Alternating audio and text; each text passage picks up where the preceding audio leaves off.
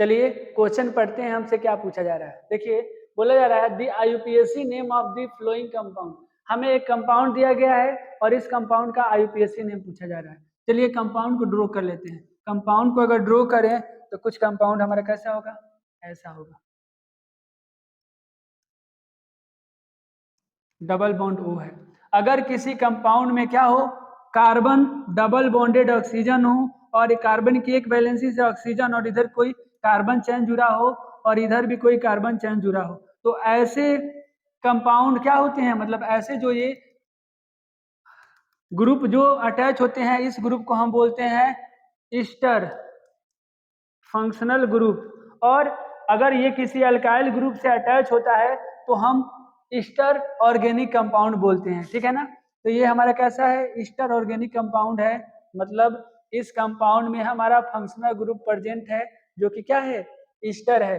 अगर किसी कंपाउंड में ईस्टर फंक्शनल ग्रुप प्रेजेंट होते हैं तो O से कनेक्टेड वाला जो पार्ट होता है, इस पार्ट को हम अल्काइल की तरह ट्रीट करते हैं। किसकी तरह, प्रीफिक्स सेकेंडरी की तरह ट्रीट करते हैं और इसे लिखते हैं अल्काइल। मतलब जितने भी कार्बन है उस कार्बन की संख्या मतलब वर्ड रूट और YL ऐड कर देते हैं।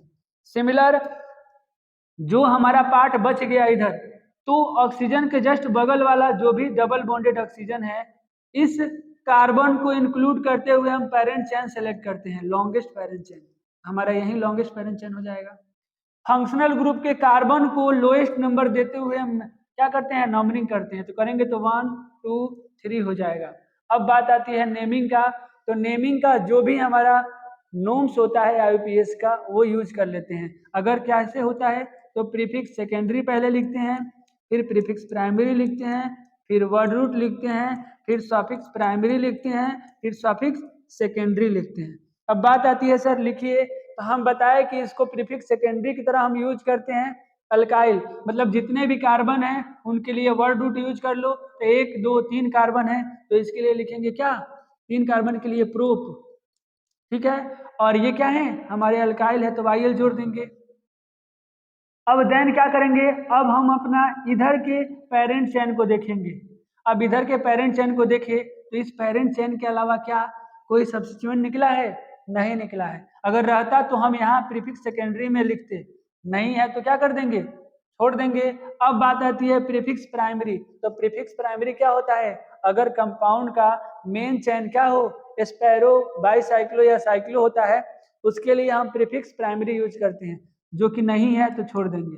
देन हम वर्ड रूट यूज करते हैं। वर्ड रूट बताता है पेरेंट चेन में present number of carbon atom को। तो इसमें कितना 1 2 3 कार्बन है और 3 कार्बन के लिए हम यूज करते हैं प्रोप, ठीक है। अब बात आती है सर सफिक्स प्राइमरी की, और सफिक्स प्राइमरी बताता है कि पेरेंट चेन का नेचर कैसा है, सेचुरेटेड है या अनसेचुरेटेड है। तो यहाँ पे देखिएगा तो सेचुरेटेड है, मतलब सिंगल बॉन्डेड है, तो ANA यूज करेंगे। अब सबसे लास्ट में बात आती है सफिक्स सेकेंडरी। सर क्या होता है, तो ये सफिक्स सेकेंडरी हम फंक्शनल ग्रुप के लिए यूज करते हैं। और हमारा फंक्शनल ग्रुप क्या है जी, फंक्शनल ग्रुप ईस्टर है। अगर ईस्टर फंक्शनल ग्रुप है और ईस्टर के कार्बन को मेन चेन में इंक्लूड करते हुए अगर हम पेरेंट चेन बनाए हैं, तो यहाँ पे सफिक्स सेकेंडरी हम यूज करते हैं OATE, OAT यूज करते हैं, ठीक है। तो हम लिख देंगे यहाँ पे OATE। लेकिन आप समझिए E के जस्ट बाद AIOU और Y आता है, तो E को हम क्या करते हैं, स्ट्राइक आउट कर देते हैं। तो हमारा E यहाँ से हट जाएगा और नाम क्या हो जाएगा, प्रोपाइल प्रोपेनोएट, ठीक है।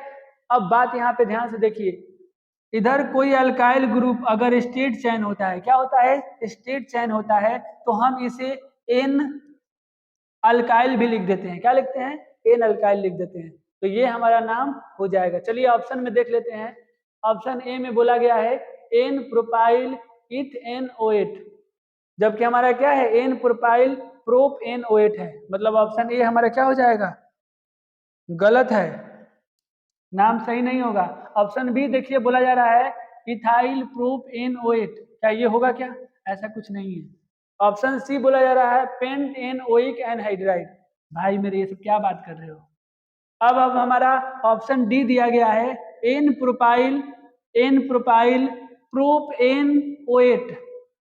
प्रोपेनोएट। वाह क्या बात है। डी हमारा ऑप्शन क्या बिल्कुल मैच कर रहा है हमारे नोमेनक्लेचर से, तो डी हमारा क्या हो जाएगा बेस्ट आंसर हो जाएगा इस क्वेश्चन के लिए।